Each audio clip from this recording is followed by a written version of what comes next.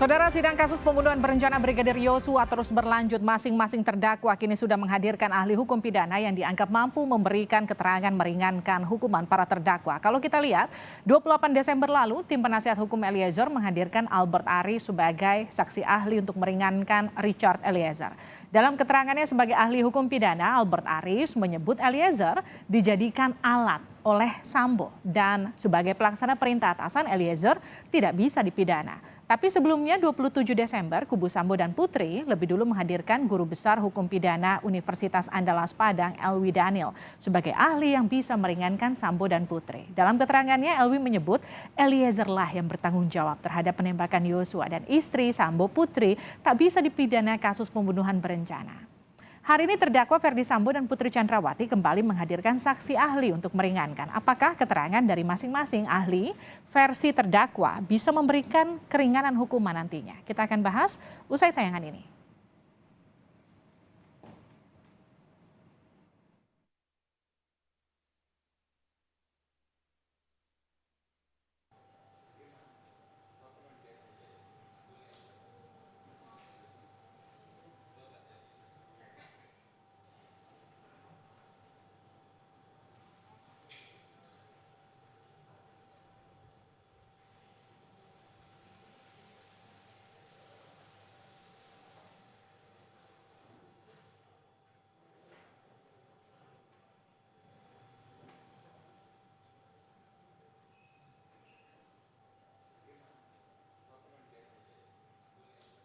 Ahli pidana meringankan kubu Ferdi Sambo dan Putri Chandrawati mulai dari pembuktian motif, syarat perencanaan pembunuhan hingga pembuktian kekerasan seksual.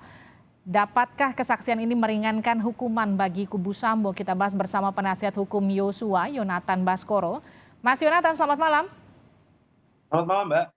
Kita juga akan sapa pakar hukum pidana UPH Jamin Ginting. Selamat malam Pak Jamin. Selamat malam, Mbak Olivia. Oke, saya ke Mas Yonatan dulu. Bagaimana Anda menilai kesaksian ahli dari kubu Sambo? Sudah 2 saksi ahli paling tidak dihadirkan di persidangan. Ya, sejauh ini kami masih tetap optimis dan melihat apa yang disampaikan oleh saksi ahli yang dihadirkan oleh pihak FS yang katanya meringankan atau menguntungkan, justru itu memperkuat keterangan saksi-saksi ahli yang sebelumnya. Apa maksudnya? Jadi, secara garis besar yang bisa saya ambil dari keterangan saksi-saksi ahli adalah tentang unsur pembunuhan berencana yang hampir sama semuanya, yakni ada peristiwa terdahulu dan kemudian ada waktu tenang sebelum melakukan pembunuhan. Dan itu disampaikan oleh para saksi ahli dan terutama juga tadi disampaikan oleh ahli yang dihadirkan pada hari ini. Oke, tapi kan tadi juga sempat ditanyakan soal waktu kurang lebih 24 jam. Apakah kemudian cukup memadai untuk memenuhi unsur pembunuhan berencana? Ini juga sempat jadi perdebatan di persidangan. Menurut Anda? Kalau kita mengacu pada undang-undang Belanda ada yang namanya Metvoorbedachte. Jadi itu hanya perlu memikirkan saja untuk membunuh, sebetulnya itu sudah termasuk kategori pembunuhan berencana. Tetapi oke, baiklah, kita lihat ke KUHP kita. Unsur dengan rencana terlebih dahulu, artinya waktu tenang. Tenang di sini adalah bukan kita bisa duduk santai terus berpikir dulu mematangkan, bukan. Artinya tenang itu kita bisa berpikir kalau kita melakukan hal tersebut itu akan menghilangkan nyawa seseorang. Saya rasa itu sudah cukup. Sehingga perdebatan itu kan tadi juga disampaikan oleh ahli. Sepengetahuan saudara ahli. Tetapi kan perdebatan itu pasti akan ada. Itu juga sudah diakui sendiri oleh ahli. Biarkan kembali kepada majelis hakim yang menilai nanti. Tapi saya rasa kesesuaian itu sudah ada, sudah cukup. Sudah cukup untuk membuktikan bahwa Sambo yang harus bertanggung jawab dalam kasus ini? Sudah sangat cukup, begitu juga disampaikan oleh pihak FS ya dan PC bahwasannya memang ada peristiwa terlebih dahulu. Artinya kalau dikatakan ada peristiwa terlebih dahulu di Magelang, katakanlah seperti itu, artinya memang itu adalah bentuk upaya balas dendam begitu.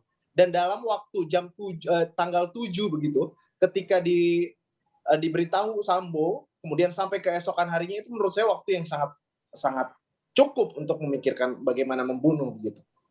Oke, tapi tadi juga di persidangan kan juga sempat dibahas soal motif yang masuk dalam delik yang harus dibuktikan penuntut umum. Ini kan jadi beberapa hal yang justru bertentangan antar sejumlah ahli yang dihadirkan di persidangan. Menurut Anda, ketika motif ini kemudian lagi-lagi dimunculkan oleh kubu Sambo yang kemudian menaikkan narasi-narasi pelecehan yang diduga dilakukan oleh Yosua, bagaimana reaksi keluarga dan Anda sebagai kuasa hukumnya? Ya, yang pertama yang ingin saya sampaikan adalah sebetulnya di dakwaan jaksa penuntut umum ini sendiri tidak ada terkait motif pelecehan seksual ataupun pelecehan seksual itu sendiri. Tetapi kami juga heran kenapa di dalam pengadilan ini dicampuri begitu dalam ada pelecehan seksual. Tetapi silakan saja ahli mau berkata apa. Tetapi yang kita bisa lihat di fakta persidangan, justru kebanyakan ahli menyampaikan bahwasannya motif itu tidak akan bisa mengaburkan unsur pembunuhan berencana. Motif itu hanya sekedar untuk diketahui. Tetapi yang diangkat oleh mereka mungkin sepertinya kehabisan strategi untuk mendapatkan keringanan, sehingga diangkatlah motif pelecehan seksual ini benar adanya walaupun itu sudah terbantahkan. Dan saya juga ingin mengoreksi apa yang disampaikan oleh ahli tadi pagi ya di dalam persidangan yang mengatakan sudah di SP3 peristiwa yang di Jakarta pelecehan karena kurang bukti atau apa katanya begitu. Perlu saya sampaikan di sini karena itu tidak ditemukan peristiwa pidananya. Sehingga bukti visum juga tidak ada tetapi masih diangkat terus. Saya yakin hakim bisa menilai bahwasannya itu tidak ada bukti yang memiliki nilai cukup untuk mengatakan itu ada pelecehan seksual. Oke, Pak Jamin, apa yang Anda cermati dari persidangan hari ini? Ya, jadi Mbak Olivia, ini ada 3 hal titik singgung pertentangan yang ingin dimunculkan oleh penasihat hukum terkait dengan jaksa penuntut umum. Pertama, yaitu terkait dengan adanya definisi ketenangan untuk mengarahkan ada tidaknya tindak pidana dari pasal 340. Oke. Yang kedua, terkait dengan adanya motif, apakah motif harus dibuktikan atau tidak perlu dibuktikan. Oke. Tiga, terkait dengan GC, apakah berhak Baradae ini mendapatkan GC atau tidak. Saya mulai dari yang pertama dulu. Terkait dengan keadaan tenang, memang dalam KUHP terkait dengan 340 itu tidak menyebutkan perencanaan itu dengan tenang. Tenang itu dikaitkan dengan perencanaan.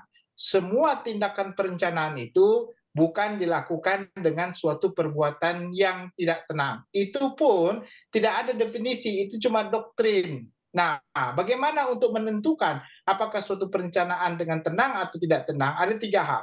Pertama, yaitu terkait dengan perbuatan perencanaan. Apakah dilakukan dengan tenang? Yang kedua, persiapan alat untuk melakukan kejahatan. Apakah dilakukan tenang? Yang ketiga adalah melakukan eksekusi perbuatan tersebut. Apakah dilakukan dengan tenang? 3 hal itu menjadi unsur utama dalam suatu perbuatan pidana.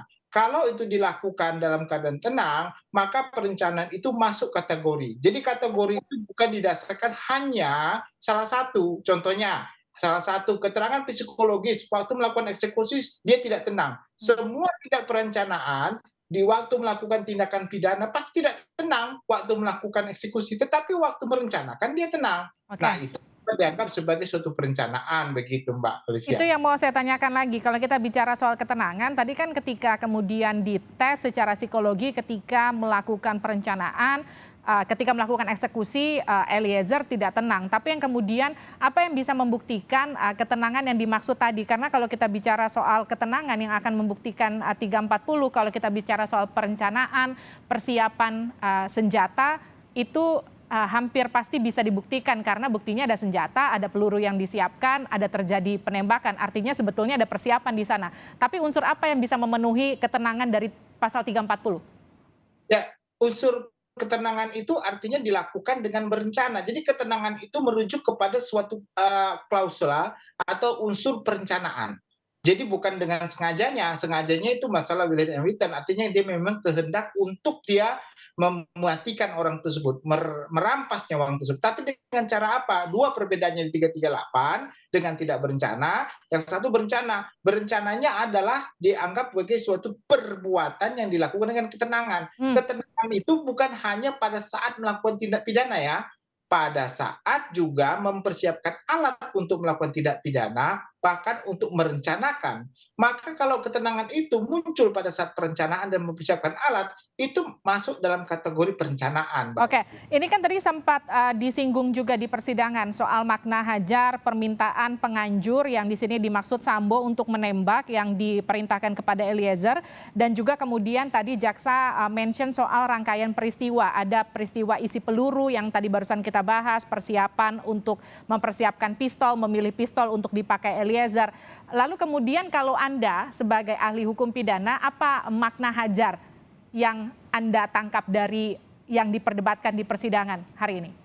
Jadi kalau kita menafsirkan suatu kalimat apakah makna sebagai gramatikal atau sebagai suatu sistematika, artinya ada kaitan dengan perbuatan lain. Kalau kata hajar dikaitkan dengan suatu kronologi kejadian di Saguling dengan menyatakan, Cat, kamu mau nggak bersedia nggak untuk melakukan membela dengan cara menembak? Menembak kan berarti membunuh kan, membunuh. Nah, lalu eksekusinya hajar, Cat. Kalau dikaitkan dengan kalimat yang di sana, pasti larinya akan pembunuhan, bukan penghajaran. Kalau penghajar dalam kalimat adalah penganiayaan, berarti penganiayaan itu dalam konteks apa? Apakah menggunakan senjata? Kalau alibinya dengan tembak kaki, tembak tembak tangan, begitu ya? Itu kan nggak ada. Tembak tangannya, Cat, gitu. Tapi hajar, Cat. Hajar dikaitkan dengan perintah Saguling itu adalah perintah pembunuhan. Ya, bukan perintah lain selain daripada itu. Sama hakim akan menilai itu sebagai suatu hajar adalah pembunuhan, begitu Mbak Olivia. Oke, meskipun tidak ada instruksi khusus kalimat hajar itu arahan tembakannya ke arah mana? Karena kalau misalnya tadi bicara soal hajar yang dikuatkan oleh tim Verdi Sambo, hajar tidak mesti menembak meskipun sebelumnya ada instruksi untuk mempersiapkan pistol dan juga peluru, begitu. Itu artinya ini menguatkan 340 yang dimaksud oleh jaksa penuntut umum?